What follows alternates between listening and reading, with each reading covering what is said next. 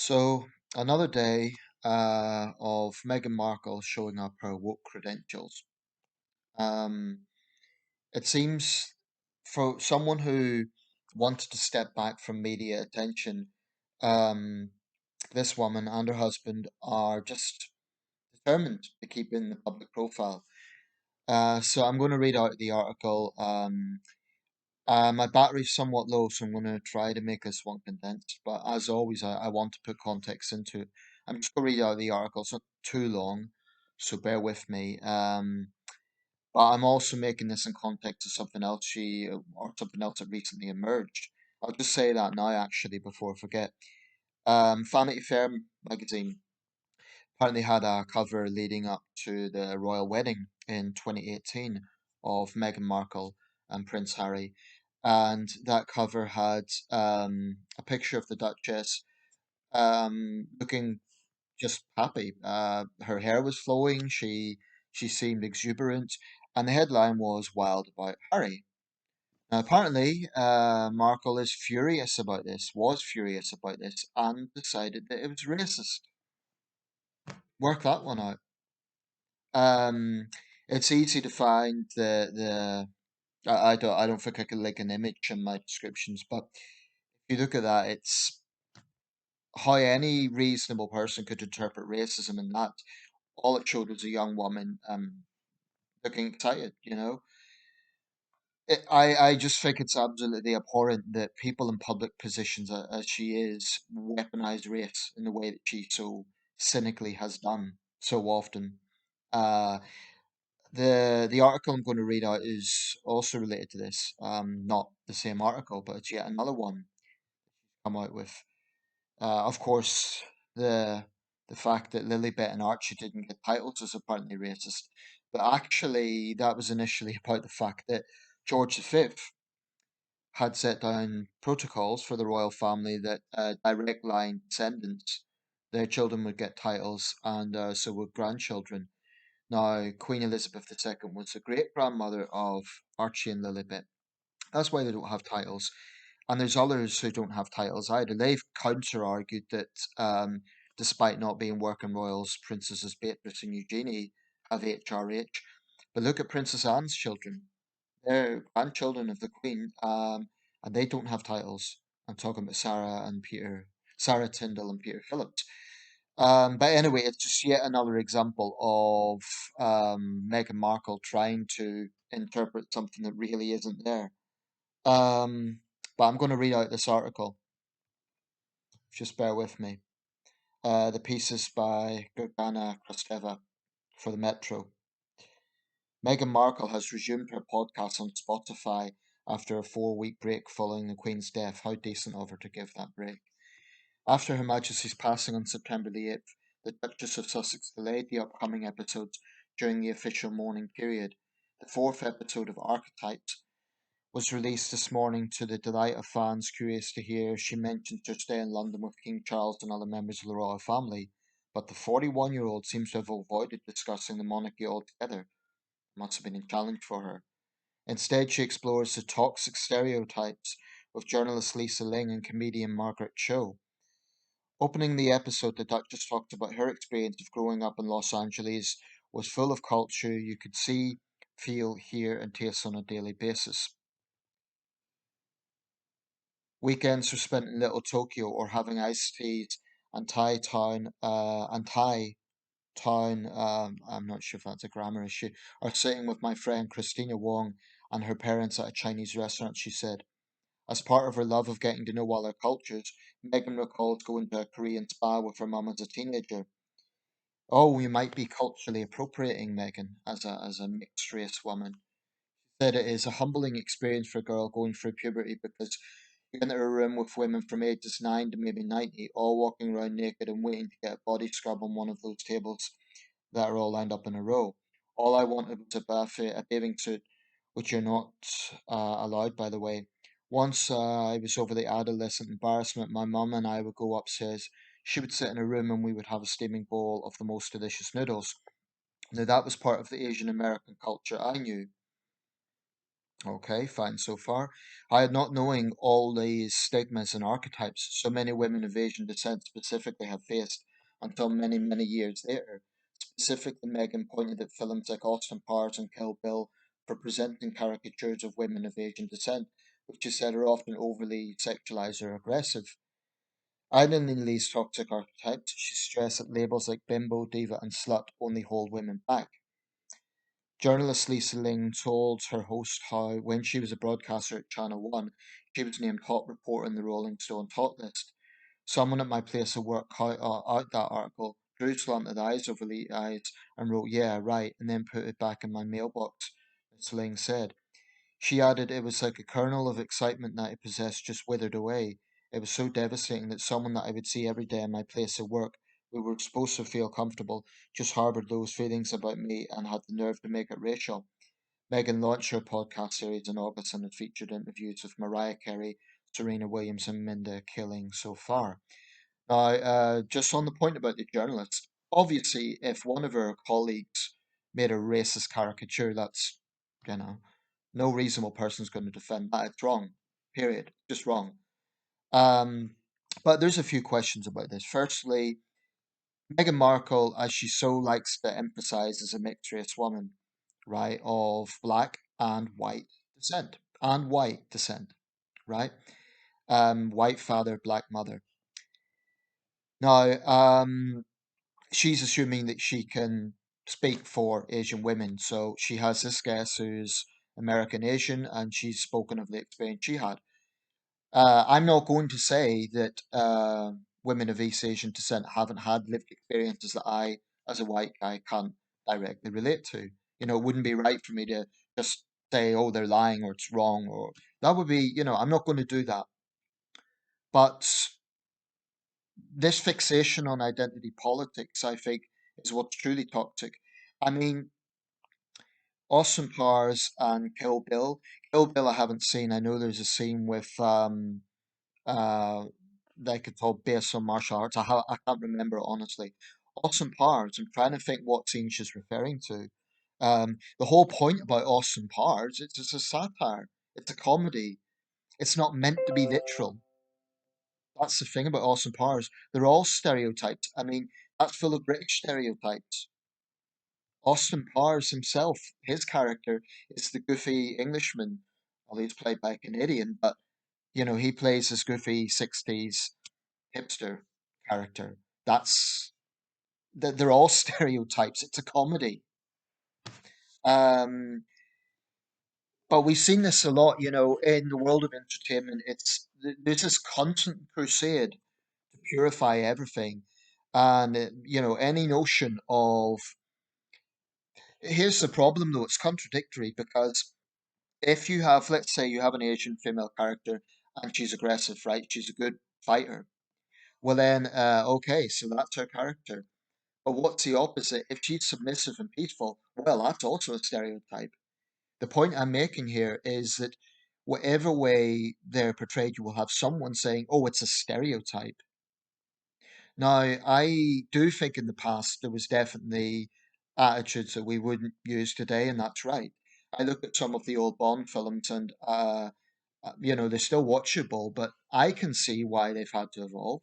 Definitely. I was watching Doctor No the other day, and there's certainly, although it's a good movie, there's certainly lines in that I would think, yeah, that's outdated. Um, so I have no problem with the idea that things do move on. What I have a problem with is this obsession with identity politics. Meghan Markle's not the only one, but she's one of the most prominent culture warriors in this sense. Another one is Emma Watson. I think the reason Markle is significant is because she's a member of the British royal family. Yet this is a woman who, in so many ways, has shown utter disregard and contempt for the institution she married into. The reason she is controversial in Britain has got nothing to do with the fact that she's mixed race. It's got everything to do with the fact that many Britons, myself included, feel she is completely entitled.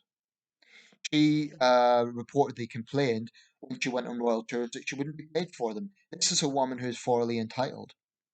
She recently attracted derision by comparing herself to Nelson Mandela. And even if it wasn't, people say it was taken out of context, it wasn't a direct comparison.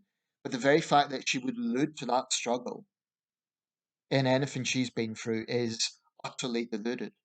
Utterly deluded. Nelson Mandela, whatever faults he may have had, this was a man who struggled against an unjust system for years, who spent 27 years in prison, many of those years in solitary confinement, went on to be a statesman, and to try and get reconciliation in his country to prevent civil war.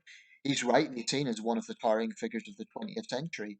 Meghan Markle is an actress who married into the British royal family and who, ever since, has been doing her level best to smear this country and to smear the institution that she married into.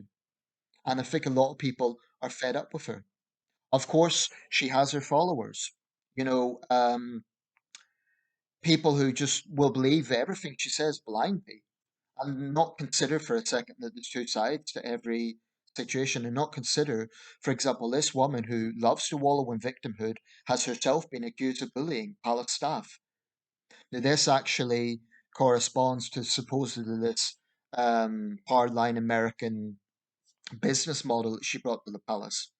She strikes me as a thoroughly unpleasant individual who kind of hides behind this facade of progressiveness.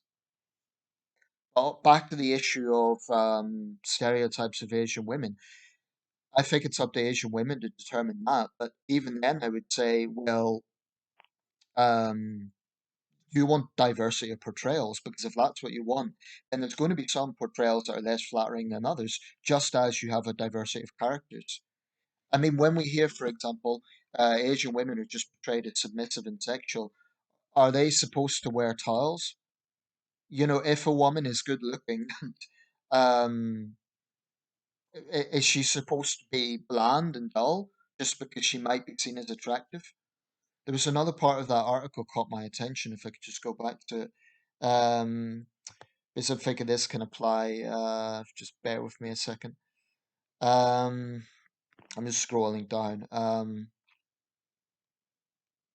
Yeah, the thing about being seen as hot. Well, any woman could find herself on that sort of list, and maybe that's inappropriate. The reporter mentioned she was put on this hot list, but I just think it's very sad that you have people like Meghan Markle micro-analyzing this stuff.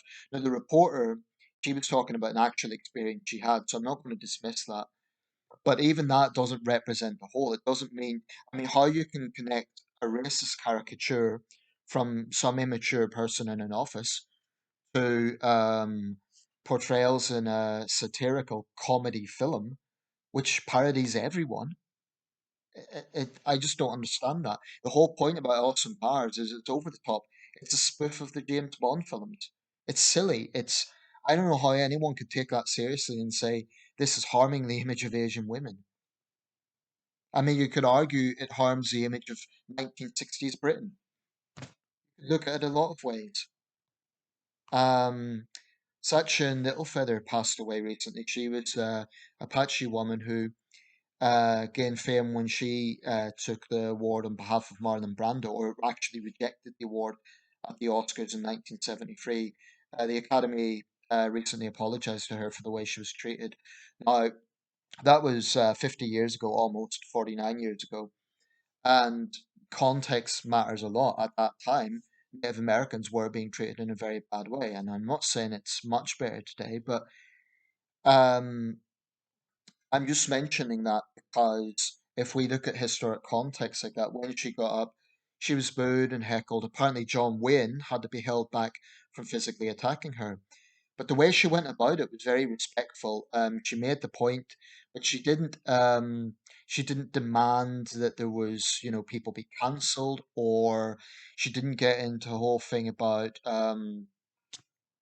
I think the reason she got a lot of support is because of the way she went about it. Some would say Brando should have done it in person rather than making a young woman face that. I don't know. But um, if we look at the past, there's the infamous scene in, I say infamous, it wasn't at the time, in Breakfast at Tiffany's by, I was going to say Wayne Rooney, Mickey Rooney, who portrayed the Japanese character, I forget his name now. It was clearly quite an offensive caricature, but that was 1961, over 60 years ago. Um, if you look at films today, if you look at productions today, I've been watching Cobra Kai recently. They've just introduced a female protagonist. If you know the series, she's allied with Terry Silver. She's a Korean woman, and she seems like a nasty piece of work, quite frankly. So where do we go with that? Her character's clearly written as a protagonist, although I haven't been through the whole series yet. But some will say, "Oh, they're making her look bad." But here's the problem: if she was a nice, noble character, they would be complaining about that too. I'm talking about woke ideologues. They would be saying, "Oh, but she's typecast as a nice, submissive, nice girl." So you can't win with wokes. Because if an Asian woman is portrayed as a fighter, then that's a stereotype about her East Asian culture, about martial arts. If she's portrayed as peaceful, that's a stereotype. Oh, she must be submissive. Um, what I would say respectfully to anyone who's had an experience of racism is, I'm sorry. I'm sorry that you went through that. Nobody should have to put up with that. But don't then project your experience to say that there is this massive monolithic vendetta against your race. I would say that about anyone. I would say that about white people who maybe feel that there's a massive agenda. I think wokes are definitely have a very racist attitude to white people in the way they go about things. But it's just depressing how you have someone in a position of influence, and she does. This is the thing. It would be easy to dismiss it and say, "Oh, it's just tabloid fodder." But this is a woman who claimed that she wanted to take a step back. This archetypes or archetypes podcast, it's so clearly designed to, she wants views, she wants listeners. That's fine. It's her right, but it's her right to have her voice. But it just again gets into this thing about cynicism because you cannot, on one hand, say we want to take a step back and we don't like immediate attention. Oh, but we want the attention when it suits us. And I'm including Harry in this. So, as long as the media is playing our game, as long as they're pandering to our ideology, that's fine. But as soon as we get any critical questions, then we're being picked on. It's terrible. She was an actress. It's not like she was completely immune from publicity before she married into the royal family. And granted, not probably a household name, but she was in showbiz. So it's not like she was some naive little girl who was, thrown out of her depth. I actually think that Meghan Markle is a very savvy, manipulative individual. Um, I think she knows full well what she's doing. I think she's a control freak. And I think that all the progressive causes that she latches onto, um, well, I was going to say she uses them, but actually, a lot of woke activists have a similar personality. Incredibly self-righteous, incredibly prone to lecturing others. Um, Kanye West, incidentally, has just got into hot water because apparently he wore a White Lives Matter T-shirt at some event. Now, I wouldn't necessarily advocate White Lives Matter, but I would say that anyone who instinctively has a problem with it are missing the point because the pushing of identity politics has created this back and forth situation. Black Lives Matter is an ethnocentrist movement, whatever way you look at it. So White Lives Matter is merely a response to that. Now, yes, it has been used by some far right types and probably some white supremacists, but the statement in itself, White Lives Matter, I mean, that's just as Black Lives Matter. How could that be a problematic statement unless you actually believe white lives don't matter? In Britain, we had that case of the grooming gangs in northern England. Innocent young girls, predominantly white victims, preyed on by British Pakistani men. That's a fact. And for a long time, the left said, "Oh, you can't talk about that. It's racist to talk about it." But this was a massive national scandal, and it went beyond one town. It was in numerous towns: Telford, Rotherham, Rochdale. It was a national scandal. Police forces were reluctant to act on it for the perception of racism. This is why identity politics is so toxic. Um, so, in conclusion, I would say I'm not saying for a second that East Asian women cannot talk about their experience. That's not up to me to decide. If they want to talk about their experience, let them. All I would say is these constant attempts to purify the entertainment world. Um, I think they are wrong because most people watching Austin Powers will be just focusing on the comedy aspect. Just to use that as an example. Um, but the problem I have with this notion of stereotypes is you could call anything a stereotype, really. To use that example with East Asian women, if she is a fighter, she's involved in martial arts, oh well then that's racist because they're showing the dragon lady thing. If she's submissive, that's racist because it's this idea of what white people think of Asian women. So, in other words, they're going to be offended. By they, again, I emphasize woke ideologues are going to be offended no matter what way you portray it. But sometimes woke dig their own trap because Meghan Markle's talking about her experience of other cultures.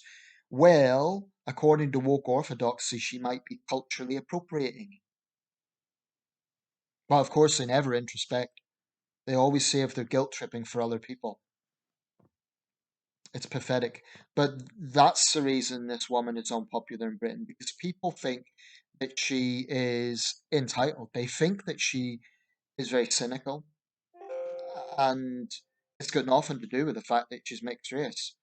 I suspect many people weren't even aware of that until it started being reported because of the historic significance of it. But you look at that picture of Prince Charles and the Queen, um, and Meghan Markle and her mother, and I think it was Archie at that time, and they're all looking lovingly at that little baby. How anyone could look at that and say that's racism is beyond me. I think it's a disgrace that Harry, let's not just blame Meghan, Harry and his wife have went out of their way to attack this institution. Now they're going to say that they were picked on at the state funeral.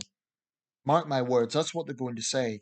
But maybe Harry wasn't invited to that dinner. Maybe has he considered that his father and his brother, understandably, would be cautious about him saying anything that transpired in that dinner. Maybe they want to share personal anecdotes about the Queen. They would be concerned about Harry spilling it in his memoirs.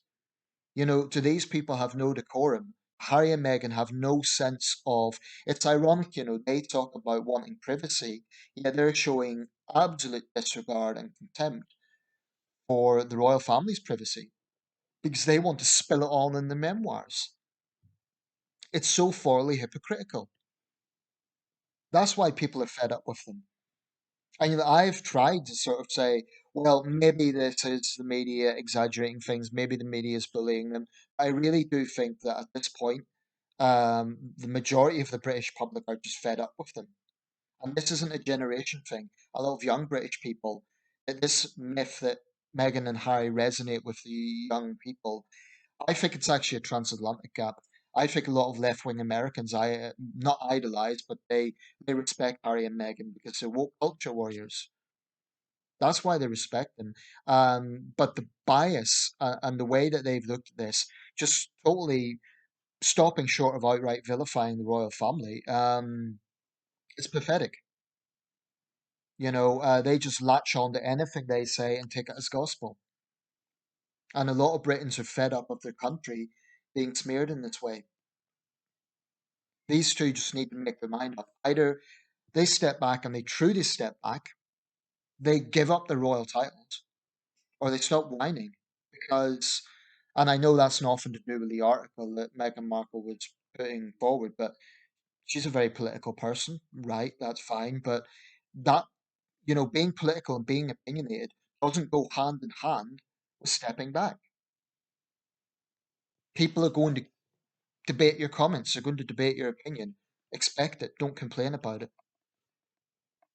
I think a lot of people are fed up of this very wealthy, very entitled woman playing up the victimhood narrative. Pathetic.